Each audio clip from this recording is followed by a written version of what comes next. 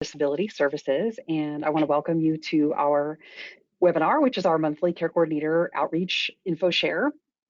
We still have folks joining us, lots of care coordinators here, and I just want to thank you for joining.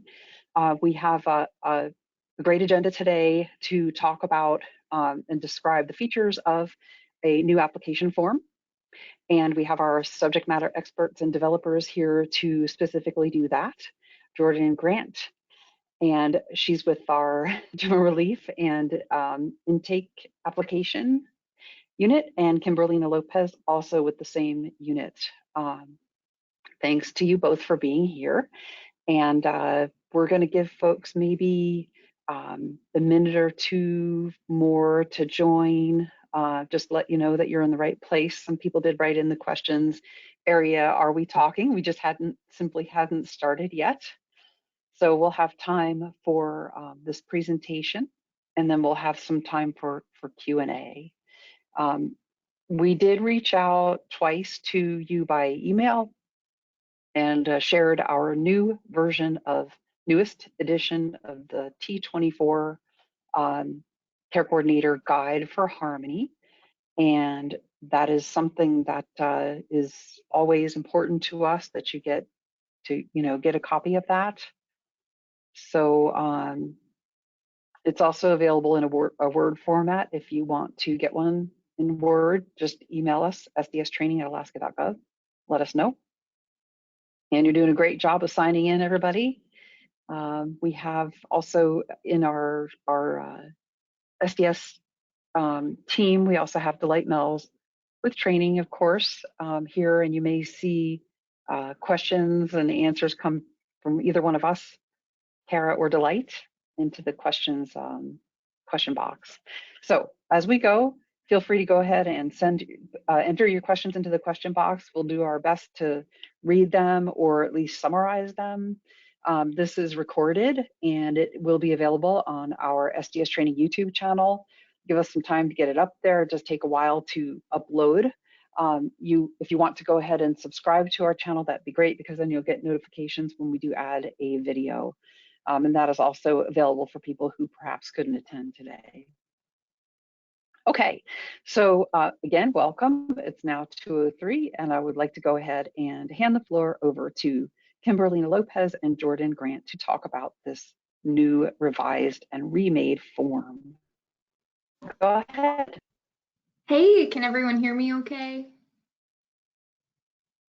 I think yes, okay.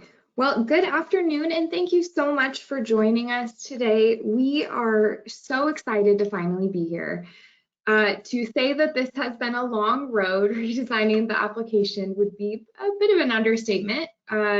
We started this last spring, and it has been such a great collaborative process. We've really enjoyed getting to work with our care coordinator pilot testing group and pretty much every unit in SDS to try to create a better application for NFLOC and CFC. So we're so excited to be here, and we're excited that we finally reached this point, and we are so nearly there. Kimberlina is going to be demoing the form live today, and then we are in the process of getting it posted to our webpage. We were hoping to have it posted before this, but unfortunately it is taking a little bit longer, although we should have it posted before the end of the week. So we will make sure to keep you updated with that, and at that point it will be ready and released for use. So without further ado, I will hand it over to Kimberlina to demo the app, and please put questions in the chat as they come. We are interested in being able to answer those questions, and Delight and Kara will be able to help us with that. So Kimberlina, I will turn it over to you. Thank you so much, Jordan. And thank you everyone for being here today. This has been a dream of mine, so I'm really excited that we are at this point. So this is the NFLOC 04 application for ALI, APDD, and CCMC. At the top header, we have the recipient name. When you enter a name here, it will auto-populate into section 1A. The same occurs for the Medicaid ID. Once it's populated in the header, it will also autofill 1E for the Medicaid ID number.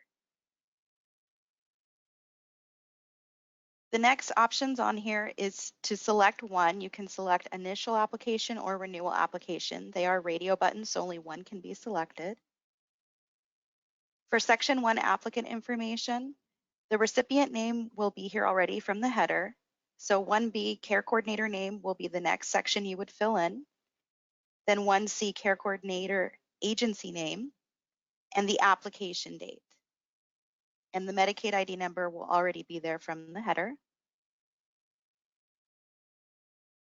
For the second question, select program, you would just click on the radio button for the waiver you're applying for.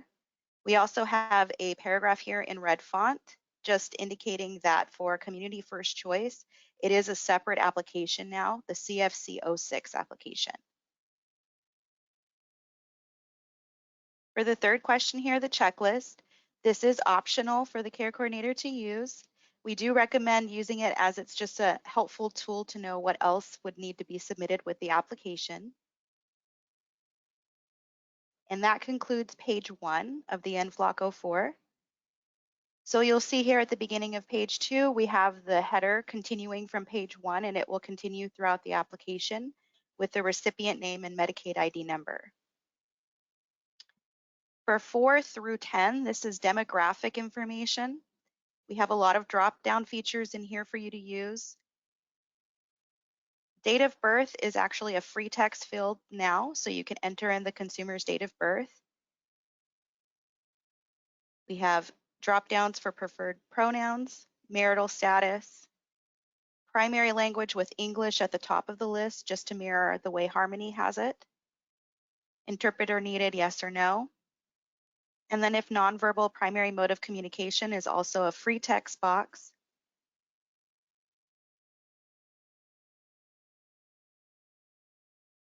For question 11, assessment scheduling, 11A is asking who should be contacted for the purpose of scheduling an assessment. We have a drop-down list you can select from: applicant, legal representative, care coordinator, or other. 11B, contact phone number for scheduling. And 11C, phone type, is a drop-down list that you can select from. If you select other for 11A, then we are asking in 11D for their first and last name. It's a free text box here. And the relationship to the applicant. And this is a drop-down you can select from.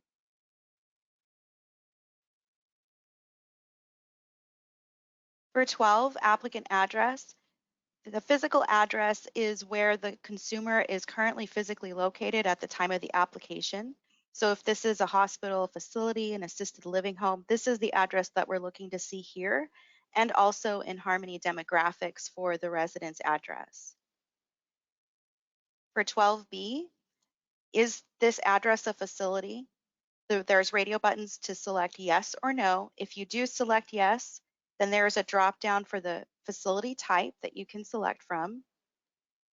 There's a free text box for the facility name, and there's a date selector for the expected date of discharge. And we do ask for an anticipated date of discharge each time. For question 13, is this address an assisted living home? So if you selected no for 12B, maybe you're selecting yes for 13. And if you do select yes, we're asking for the assisted living home name to be entered here in a free text box.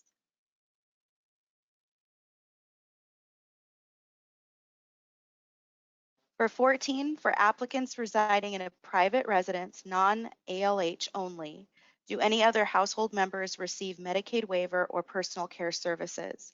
And we also have red font here that says if applicant lives in an ALH, skip to 15.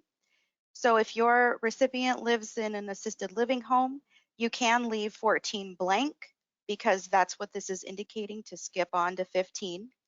Or if you accidentally select no, we can accept that as well. But you would just be answering yes or no to this question for private residences only.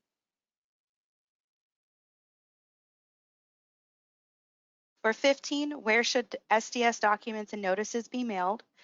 We're asking for one mailing address only. 15A is a drop-down selection for the applicant mailing address or the legal representative mailing address. And 15B is the name. 15C is the actual address where the documents are going to be going. For 16 applicants, legal representative, if applicable, there's radio buttons to select yes or no. If you select yes, then 16B is asking for the name of the legal representative. 16C is asking for the relationship, and we have a drop-down list that you can select from. 16D is asking for their contact phone number here, and 16E is asking for the phone type. That concludes page 2. Page 3 begins with the section 2, diagnosis and medical information. 17 is asking for us to document emergency room visits, hospitalizations, surgeries, and/or treatments over the past 12 months. If there have been none, there is this box here that you can check. So if there have been no emergency room visits or anything to document in the chart, as long as this is checked, we can accept that as a complete response for question 17. Or you can leave it blank and fill in any applicable visits in this chart below. The date of event column has a date selector feature. The visit type, you can select one or multiple visit types. In this example, we're selecting 2. We're asking for a brief description of event that the SDS assessor should be aware of, and to identify attached supporting documentation or medical records that will be submitted with the application. And then the final question, was a CIR submitted for this event, yes or no? And this is a radio button. And you can continue for as many events that occurred within the last 12 months. If you do run out of space and you have more visit encounters to capture, there is a section at the end of the application that we'll look at in a moment, section 5, where you can enter additional information. Question 18 is the applicant receiving physical therapy, occupational therapy, speech therapy, and/or nursing care. This is a radio button to select yes or no. If you do select no, you can skip on to number 19. If you do select yes, then we're looking to see at least one therapy row filled out. And there's a drop-down that you can choose from for the frequency per week, and then you would just identify attached supporting documentation. And for any therapies that it's not applicable to your client, then you can choose not applicable on each of these. So this would represent a completed therapy chart for 18. And that concludes page 3. Page 4, 19, describes significant changes in the applicant's life, health, and/or behavior in the last year. So this is a free text box. If you get to the end of this box and have additional information that you would like to enter, again, there is that section 5 at the end of the application where you can enter additional information. And we are looking for a response here. So as long as we see some indication in this box, then we can accept it as a complete response. So even if it's none or NA for not applicable, as long as something's present in this text box, we can accept that as a completed response to this question. Okay, question 20, is there other information about the applicant's health the SDS assessor should be aware of? Again, this is also a free text box, and if you need more space for additional information, there's section 5 at the end. Section 3, medical providers and medication. For 21 medical providers, for each medical provider listed, we need each field completed, but if it's not applicable, you can put NA there. So we're asking for the provider name. This would be the full name, first and last name, or the clinic name. In this example, we've given both the full name of the doctor and the clinic name. The phone number, their fax number, their specialty, and number of visits in the last 12 months with this provider. So we have options from 0 all the way to 101 plus. So you would just select whichever one applies to your applicant. And then you can continue adding as many providers as they have. If you run out of space here and still have more providers beyond what the application allows, there's also that section 5 at the end where you can add in additional providers. Okay, that concludes this page. For 22 current medications, you can also put NA in this chart if the applicant is not taking any medications. If they are taking medications, then we have a column for the medication name, the dosage amount, which are both free text fields, the route of administration, which is a drop-down that mirrors the options available in Harmony, the frequency, which is also a drop-down, and the status, which is also a drop-down. Question 23, additional information. This is to help us determine if there will be an in-person assessment or if the consumer will be having a comprehensive file review done. So for 23A, B, and C, we're asking for yes or no responses, and they are radio buttons. And each one does need to be filled out for initial and renewal applicants. Okay, that concludes page 5. Page 6, question 24, statements of documentation of reasonable expectation of the need for long-term care. We have two statements here, 24A and 24B, and we need both statements checkmarked. So if we only have one statement checkmark, that would be something that we would have to deem incomplete. That would be a showstopper. Or if both were blank, also a showstopper. So just make sure both get checkmarked, and that would be a complete response for 24. For 25, conflict of interest, we just need one statement checked. So it can be either the top statement, yes, my care coordinator has informed me of possible conflicts and I wish to proceed, or yes, my care coordinator has informed me that they have no conflicts and I wish to proceed. As long as one of these statements are marked, we can accept that as a complete response for 25. Section 4 is our signature section. We're asking for one signer, so either the applicant or legal representative. If there's multiple legal representatives, we're asking for only one to sign, and we would need the printed name of the signer and the date of signature. This is also where the care coordinator signs and dates. If the consumer signs with an X or a stamp, we also need two witness signatures, dates, relationship, and printed name. And a care coordinator may not serve as a witness. This concludes page 6. Page 7, this is that section 5 where you can enter additional notes and documentation. And that's the entire page 7 is just for additional information. In this example, the client has additional medications that needed to be added here. But this can be for any question in the application that you were not able to give all of the information that you wanted to give. All right, and that concludes the NFLOC 04 application. So I'll go ahead and pause here. Are there any questions or question streams coming in for the NFLOC 04? We do have quite a This few. is Kara. There are. So, like, did you want to summarize or? Up to you, Kara. I'm cool either way. Your audio's a little shaky on my end. Okay. All right. There's a couple. There are a few here, sort of going back to the beginning of this discussion. Some of the main questions about the first part of the form.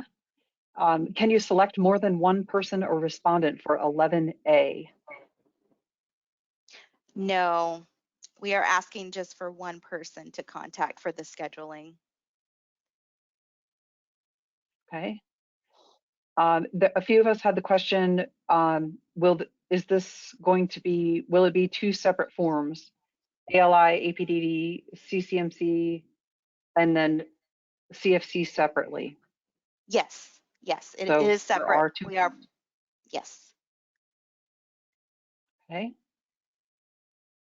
What happens if the date of discharge for someone in a facility is unknown? We're asking for an estimate. So if the recipient's ready to discharge and that's indicated in the medical records, and again, it would have to be medical records within the last 30 days that are talking about either a discharge date or just intentions to discharge, then you can give us an estimate of when you think that will happen. So you can say from today's date, we can say the 4th. And we can, as long as we see that there on the application and we can see that it's also indicated in the medical records that we have, then we can put the application through as complete. There may be additional follow-up from the nursing unit or assessment unit asking for more medical records. And of course, we understand that that date may not, they may not be discharged by that date. But as long as you're giving us an idea and we can verify that in the medical records, then we can put the application through. Okay, a lot of us have asked when will the form be available to use, and I know that you're going to cover that a little bit later on. Just know that for those of us who typed it in, we see that. Do we need to send in documentation for all ER and hospitalizations during the prior 12 months? I would say if you're indicating it here, yes, if you can attach some form of it, so whether it's a progress note or like in this example, it's a discharge summary, as long as we have something for that event, if you're listing it on here, then that's helpful. And I can open that up to, I think Nicholas is on the call. If you wanted to speak to that more, Nicholas, from the assessment unit point of view.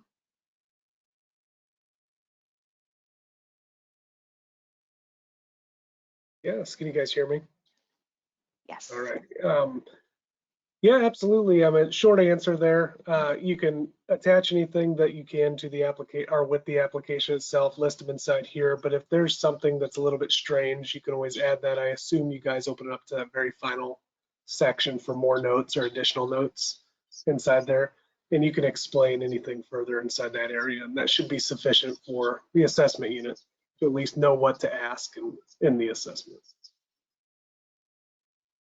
Thank you, Nicholas. Okay.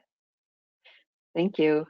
So there are many of us asking about the information being entered into this form. Does it populate automatically into Harmony? Not yet. That is a future endeavor. One day we will have this. We wish, yeah, we're hoping that someday this form is able to become a form in Harmony, and then we'll do that. But at this point, the feedback we've gathered through multiple different groups has been that there's been a lot of changes already, and this is where we're at right now. So we're with you. I want it to. That's my dream, is for everything to be in Harmony and we're not having to do this, but we're not quite there yet.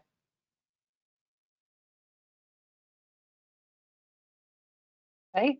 There's a question about the signature section. Okay, I think it's more just a clarification. If a person has a legal representative, that's who we want to see signing that section. Yes. Okay.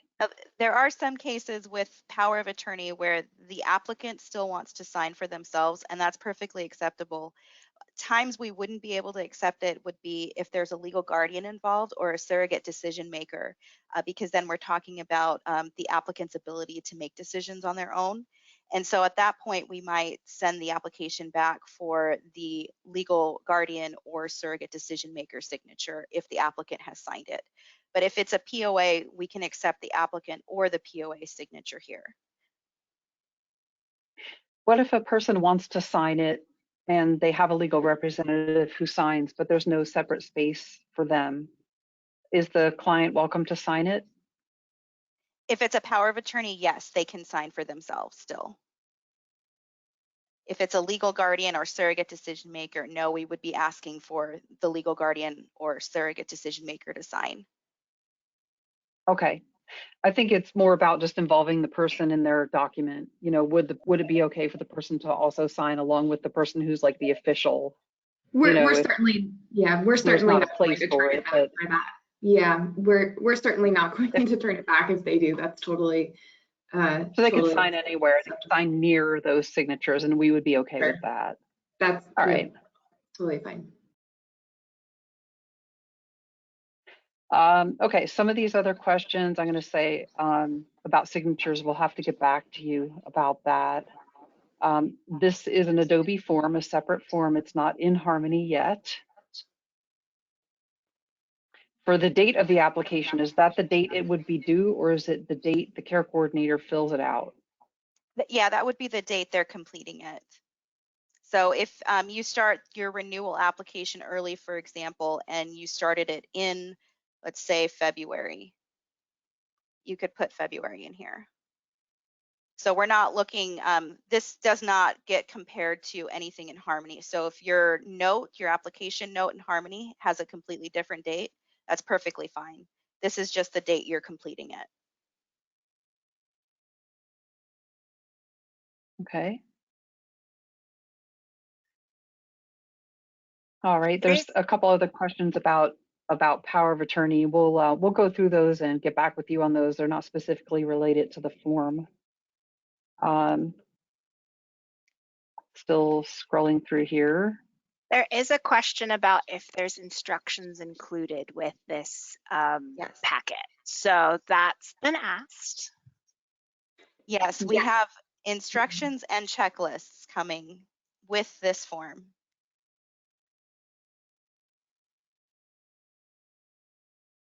Okay, some of us are expressing that it's difficult to get medical records right now because medical providers are so busy.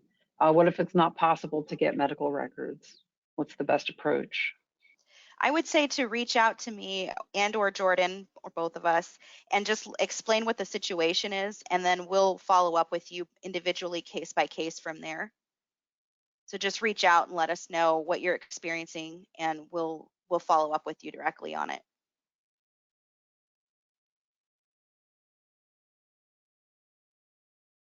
Okay, lots of questions about the implementation specifics, like where do we find this form? To be clear, it's not in Harmony right now. It's a form like the one that you're accustomed to, and you'll be doing basically the same thing with it.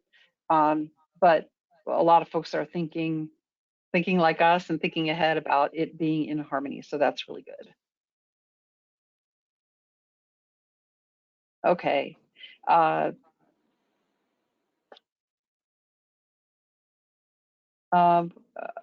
Why is the form being changed now if the expectation is that it will be changed again? I think my best answer is that we're trying to meet needs, and it's always good to learn what works and get that sort of bridge of information exchange in a different format before we put it in Harmony. We're still also learning Harmony at the state level and its features, and our teams are working with that. So this is a good way to meet our needs now. And we'll talk more about the actual implementation in a bit. Okay, so we're to the bottom of our list right now. Keep on sending your questions. I'll be quiet and keep going. All right, let's switch over to CFC 06. And Kimberlina, if I could just to set the scene for CFC, I think if we asked who's confused by CFC, maybe everyone would raise their hand. So our goal with this, my hand's up. Our goal with this was to make it the same process for CFC, regardless of what program you're applying with. So this is why the CFC application, it's a very, very short application, but it is a separate application. And that is just to help provide a little bit of clarity around the CFC process. So with that, I'm excited for this. I really like the CFC application because it does make things a lot simpler. And it is a very short application. So Kimberlina, I will turn it back to you. I'm very excited about this one as well. So applicant name works the same way NFLOC 04 does. If you fill it in the header, it autofills in 1A. We also have the Medicaid ID number up here at the top, and this header will continue on to page 2. Then we see here a couple of notes regarding CFC. This is similar information to what we've already seen on the CFC supplemental form. Your next selection would be to select initial application or renewal application.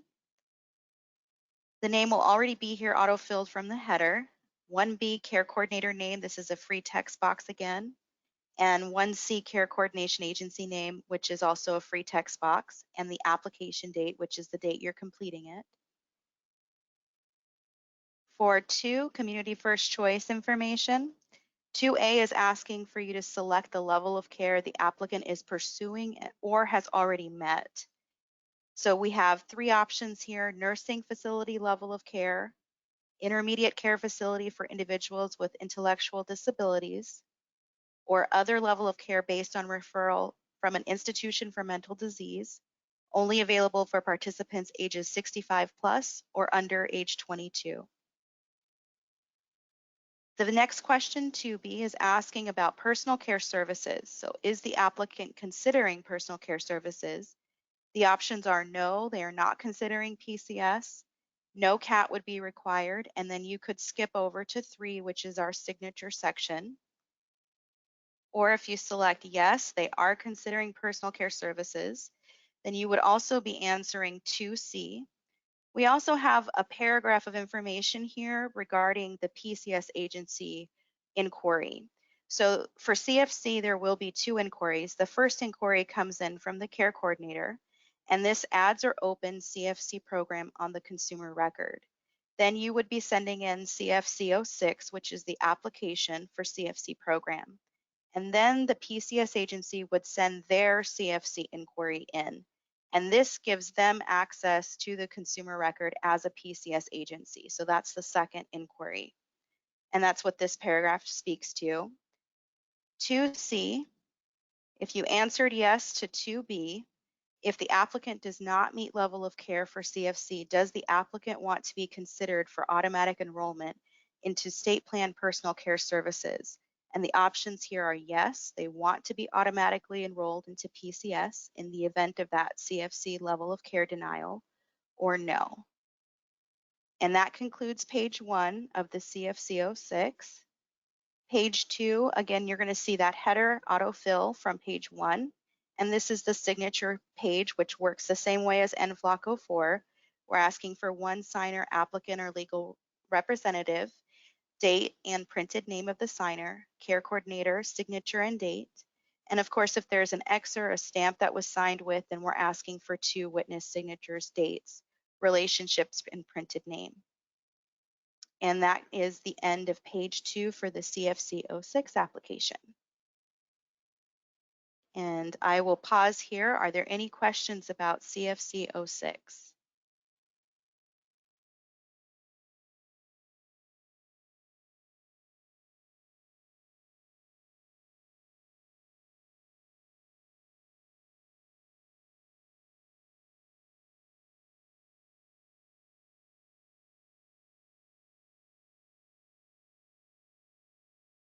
Okay, so a couple questions.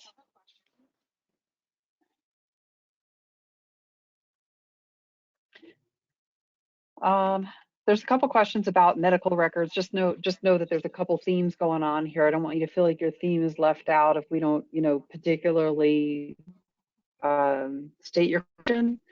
Clarification about medical records being required. A lot of us are sort of understanding what we're talking about as separately from our current allowance due to COVID and obtaining medical records. So today we're teaching to the form. Okay, we'll issue a clarification about what medical records are required. There was a question about, what if we can't get medical records? We're teaching to the form. If you can't get medical records and it's a situation where you're outside of the boundaries of the COVID allowance for medical records, flexibility around medical records, then that is when you would contact the unit. You would contact our staffs, okay? And then a lot of questions about signatures. So we'll get back to you on those things. Just give us some time. And there are some questions here. A couple of questions about, there's one that says, how does a person not meet level of care for CFC but still get PCS? A person does not have to have a waiver level of care to receive personal care services. Okay, they just have to be shown through an assessment to need hands-on help with activities of daily living and instrumental activities of daily living. CFC is the same thing, plus a few other services, and the person does meet level of care for any waiver type. And there's limitations of age when it comes to the kids waiver, or kids who have a waiver, I should say, regarding personal care services or CFC personal care services.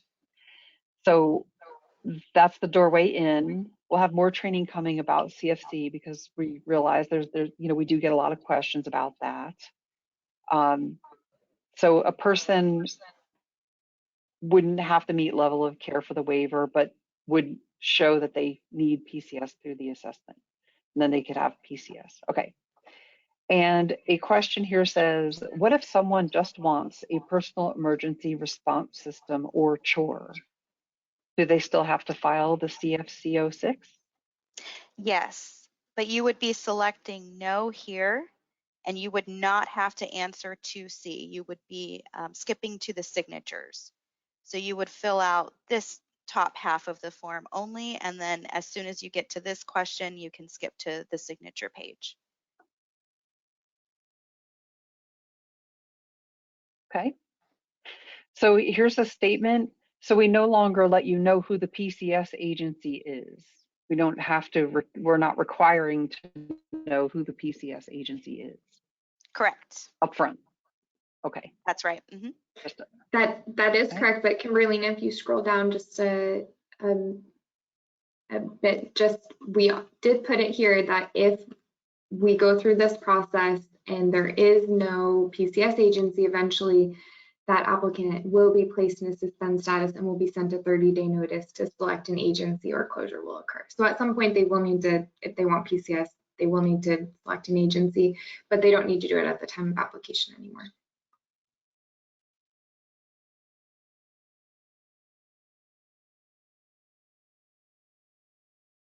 Okay, this might be throwing it back for a few steps here. The question says, if we're not the care coordinator for other people living in the home, how would we know whether or not they have services? That was going back to the original form with that question about other people. Quick answer for that one. I would say you fill it out with the information you have. You know, we certainly wouldn't expect you to fill it out with information that's not available to you. So if you know it, great. If you don't know it, then you don't have knowledge of that. There was a similar question about whether or not if you knew a CIR was filed for some of the medical records, and the same principle goes. If you don't know the CIR was filed, just select no and keep moving forward. I do have a couple of questions in here specific to the combination of IDD. So previously, if you were a IDD or ISW program participant and you wanted CFC, you had to file a UNIO 4. Is that still true? No. No. You can just submit the CFC 06 there. That is part of the reason why they're separate, so that the process, regardless of what waiver you're applying for CFC under, you will submit the CFC application exactly the same. Okay, so that's a big theme here. So if I am filing on behalf of an ISW or IDD client and they want CFC, I just need to file my waiver application for ISW, IDD, and CFC 06, just those two, and they're two separate notes in harmony. Yes. Okay. Yes. There was a couple of other questions about timing. Let me find the other one. On renewals. So if I'm renewing my waiver, when would I put in my CFC? It would be when you're putting in your waiver application. So for our level of care, nursing facility level of care, we're asking for 120 to 90 days prior to the current level of care end date. And then of course, if you are IDD, ISW, when you're putting in your renewal application for that waiver, you can go ahead and put in the CFC 06 in the separate app note at that same time.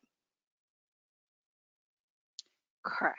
All right. Thank you so much. Those were the big themes that I'm seeing in here.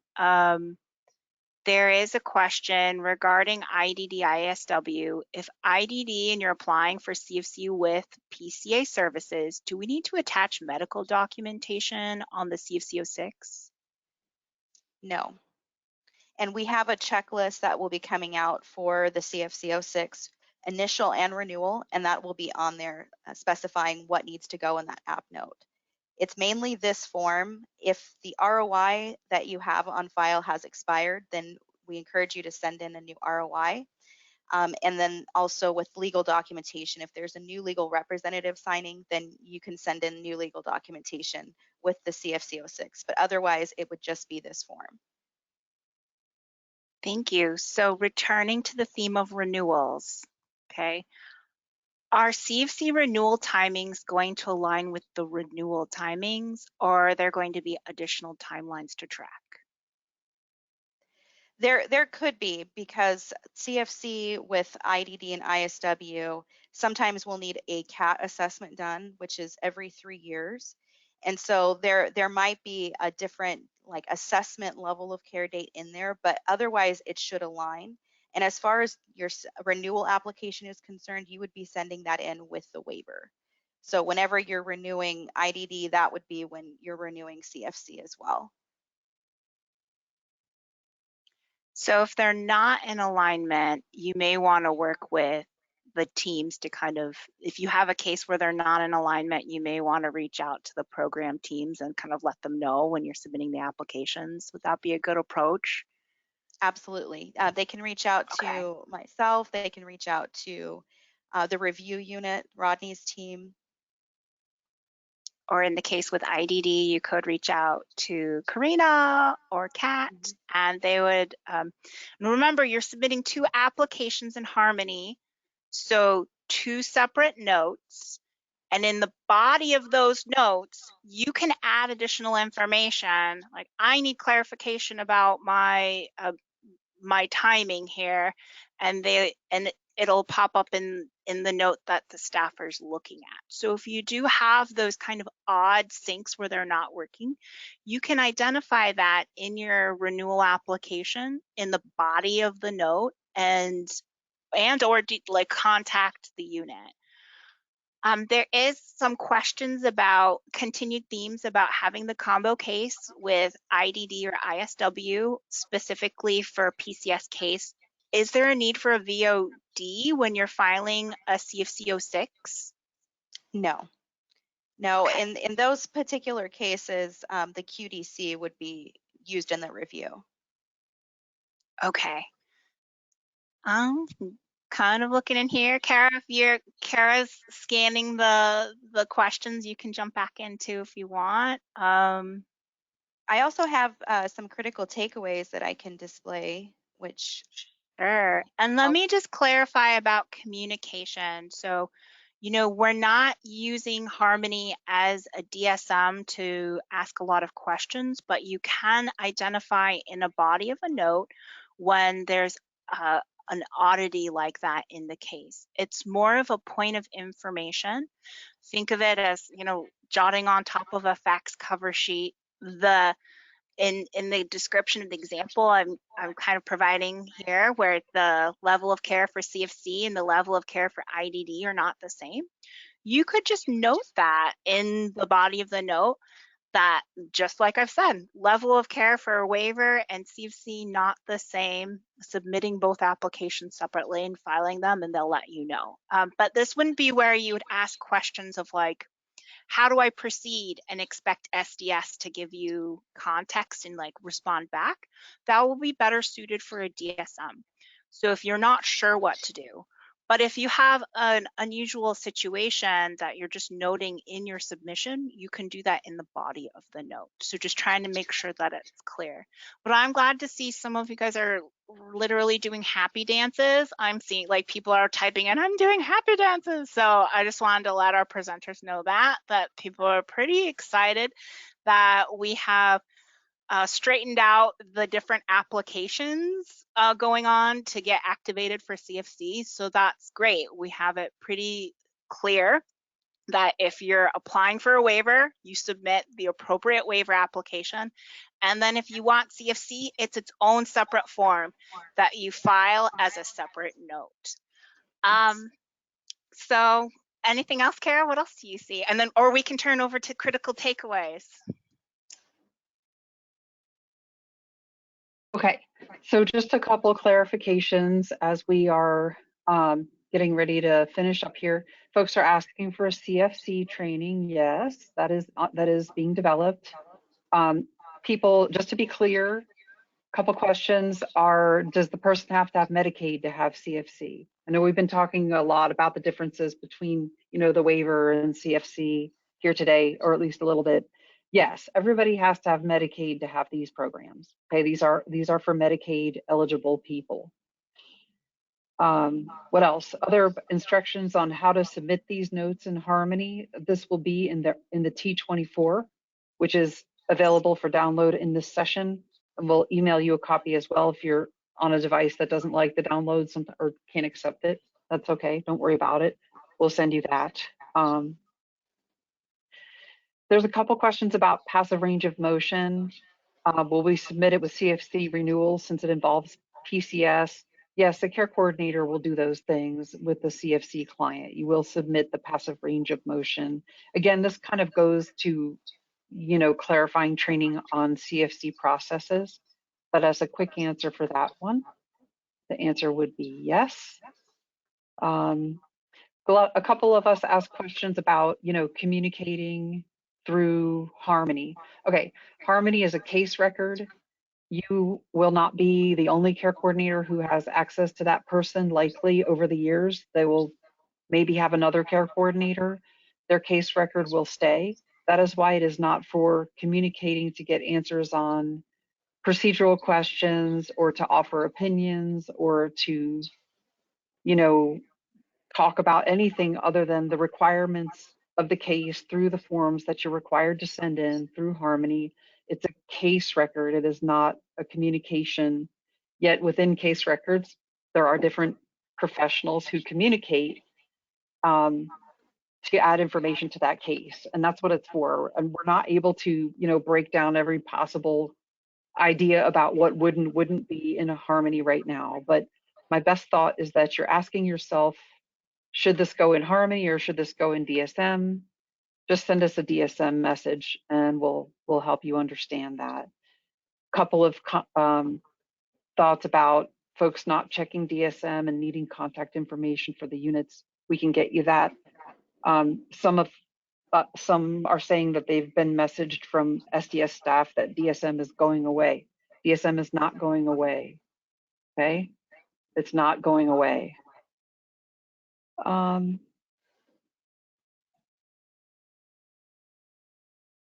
Okay, a lot of other questions here are about CFC sort of details.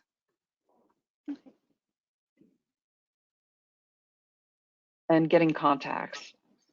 Okay, I think it would be a good time to start talking about when it's available and how to get this form and when it must start to be used. When will it be required? All right, so I'll be quiet and take. Awesome. The critical takeaways actually cover those items, so that's a great segue into it. The NFLOC 04 and CFC 06 will be posted within the next 48 hours on the approved SDS forms webpage. So keep an eye out for that, and we'll try to get that as soon as possible. The date it's going to be required will be after any application submitted after 8/31/2022. So you have some time between now and then to get familiar with them, to start incorporating them. I know a lot of renewal applications are started early, so this would be a great time to download the new forms and get started on some of those that are not due yet. using the new form. And then after that point, we would be looking for all submissions to be only with the new form. And then I also have the CSC changes on here. So again, just clarifying, CFC applicants with IDD and ISW level of care only submit the CFC 06. So we do not need the UNI 04 or the NFLOC 04 with your CFC application. And then all CFC 06 applications must be submitted in a separate application note with the CFC program selected at the top. Okay. So how to get this information again? Again, we're having the forms posted soon within the next 48 hours. Training unit's also going to be sending up a follow-up email and including a link for the recording of this meeting. And then the contacts would be Central Application Processing Unit. Jordan Grant's the manager, and then I'm the supervisor. I have my phone number, fax, email, and DSM on here. And you're welcome to reach out to me even as you're starting to fill out the forms and you run into something that you have a question on, and maybe the instructions are not clear for you and you just want some additional guidance. Please feel free to reach out to me. I'm so happy to help you with whatever needs you have when it comes to filling out the form. So I'm very happy to do that. Okay, are there any questions about maybe the critical takeaways? Hey, Kimberly. Some of us. Oh, go ahead, Karen. I was just going to say, we had one of our team members accident. They lost internet access, and they just wanted us to emphasize that the CFC application, if you can switch back to that really quickly. On the CFC application, although we are not requiring a PCS agency to move, we really want to emphasize that it is important that they do submit an inquiry sooner than later, and there will be a delay in services if there's no PCS agency. So we really want to emphasize it is important to for them to submit an inquiry as soon as possible after the CFC app has been submitted. So that is off, and I know that is for us, it's a win, but also want to make sure that we are taking care and making sure people are getting access to services timely. And that includes CFC inquiry by the PCS agency in order to receive CFC PCS. So thank you for that. Yeah, thank you for that clarification. It helps a lot. So some of us are asking about, will we go through the changes that we made, the updates that we made in the T24, the new care coordinator guide? So we have a few minutes left here today. We could certainly do that. Last call for questions about today's presentation with Jordan and Kimberlina. Some of us have asked, can we send it in before the deadline it being required? And we're stating, yes, you can send it in sooner. You are welcome to do that. It's not posted on the web yet because we have some final tweaks to the formatting. And just watch for it. And I would also just, as we're coming to an end with this, would like to say a big thank you to our care coordinator pilot testing group.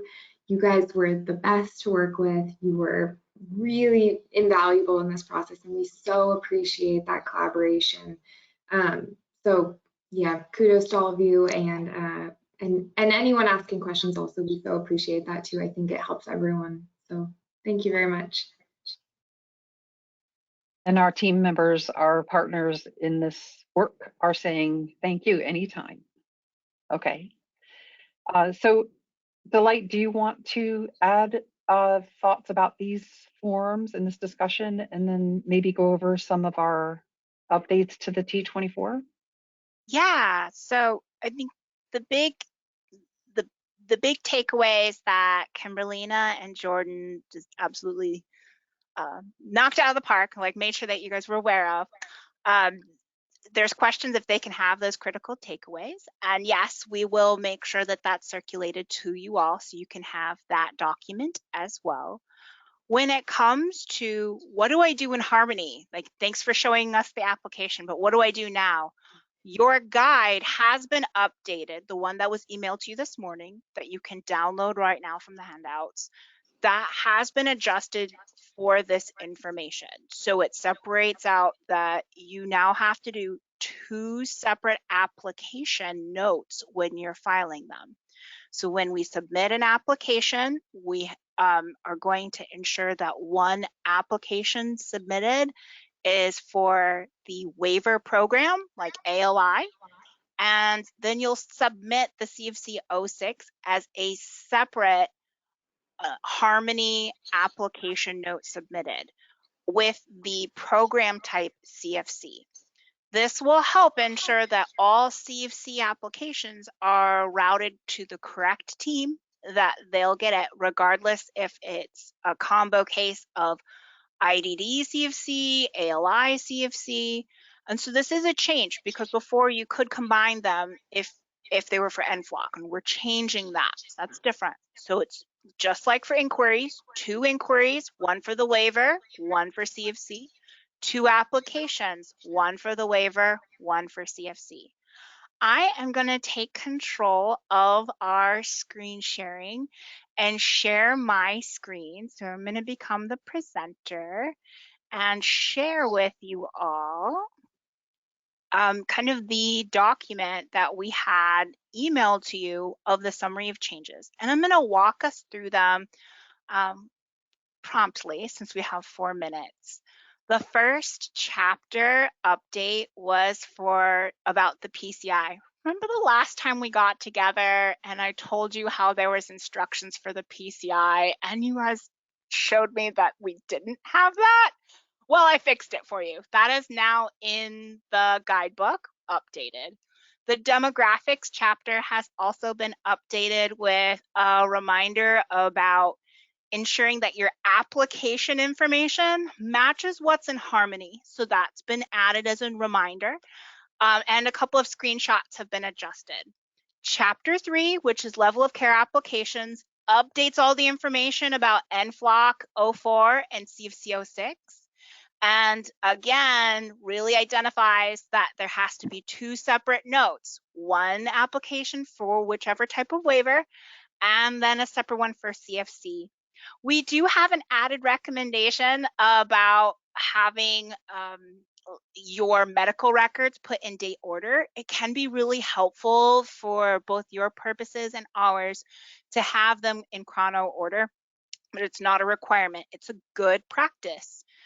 When we get to chapter 8, that's where we have other plan actions in our chapter, and that's where the instructions for a late support plan submission form have been added. Last time we got together, we talked about how there's going to be a new support plan form for when you have a late plan, and those instructions are included in the guide there.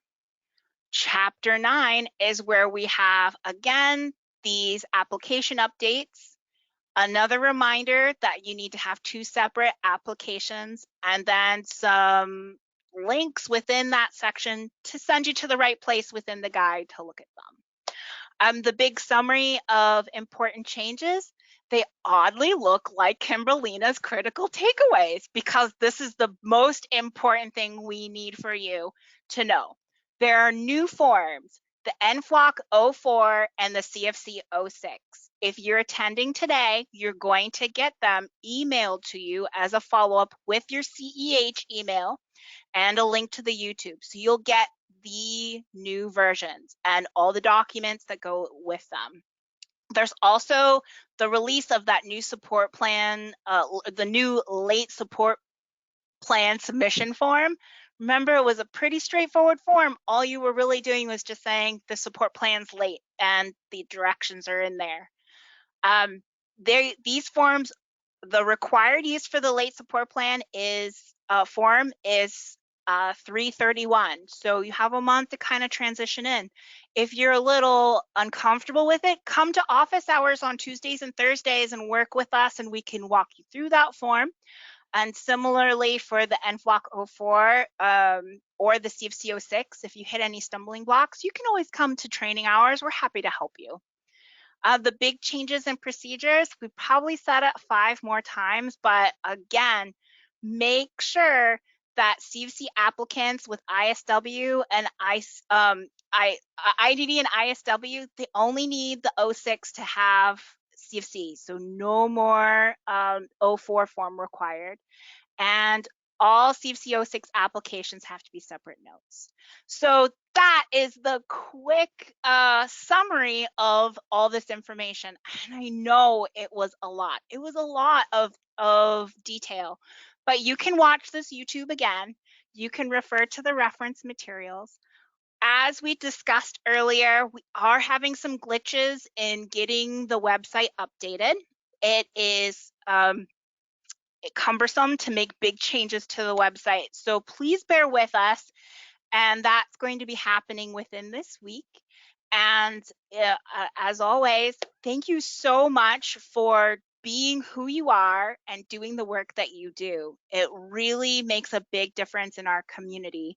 And however we can support you, let us know, because we really want to help you get through this, because helping you helps Alaskans. So please reach out. We're all in this together. And I want to turn it over to Kara and thank Kimberlina and Jordan for all of your hard work on this, and appreciate you guys.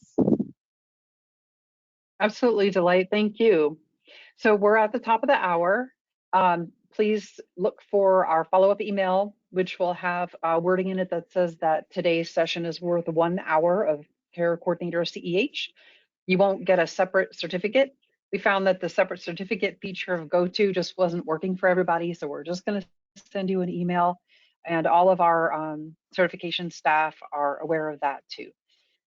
Give us some time to get the recording up onto our YouTube channel and to allow our updates for forms and the website as well.